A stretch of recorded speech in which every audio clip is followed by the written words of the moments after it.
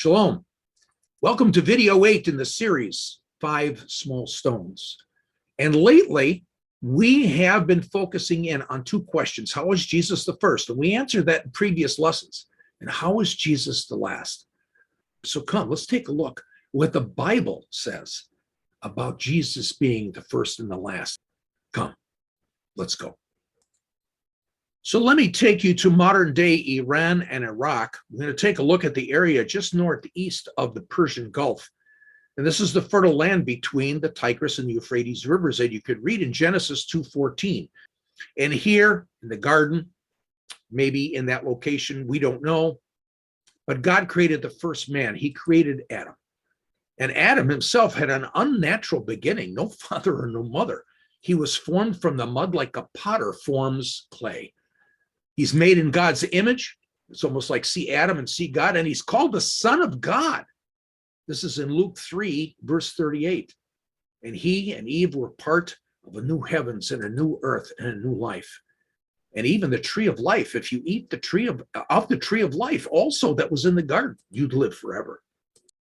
Now they had one commandment, and that was not to eat of the fruit of the tree in the center of the garden, but Adam and Eve did, and they sinned, and everything changed.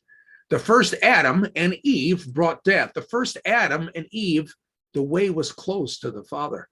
The first Adam and Eve, nature was broken. The entire universe was broken. And it continued. There was the first murder, Cain murdering his brother Abel. And the sin continued all the way to the flood. Genesis 6, 5 through 6, right before the flood, God was grieved because he saw that every intent of the thoughts and hearts of man and woman was to evil continue. So in the Lord's grief, he destroyed it all with the flood, but he saved Noah, his wife, his 3 sons and their wives. All of this from the disobedience of the first man, Adam. But the waters receded, and Noah and his family came out of the ark, were spared, and Noah built an altar. But God said the intent of man's heart is evil from his youth. He's talking about Noah. Nothing had changed. For the first Adam, and through him, the first Adam and Eve, because of his sin, he brought suffering and devastation, disease and pain. His sin brought destruction and war, evil and violence, chaos, and the absence of everlasting peace. But no way was God, our Father, going to let his creation remain in such a state of evil and chaos. He had a plan. And this was all about Jesus. Jesus, who had an unnatural beginning in birth, born of a virgin with no human father, just like Adam had an unnatural beginning. Like Adam, Jesus is the image of his Father. See me and you see the Father, Jesus says, just like Adam. Father declares Jesus his son in Matthew 3:17. Luke writes about the fact that Adam was the Son of God. And there's a new heavens and a new earth. There will be no tears anymore, no mourning. And the final enemy of death will be defeated.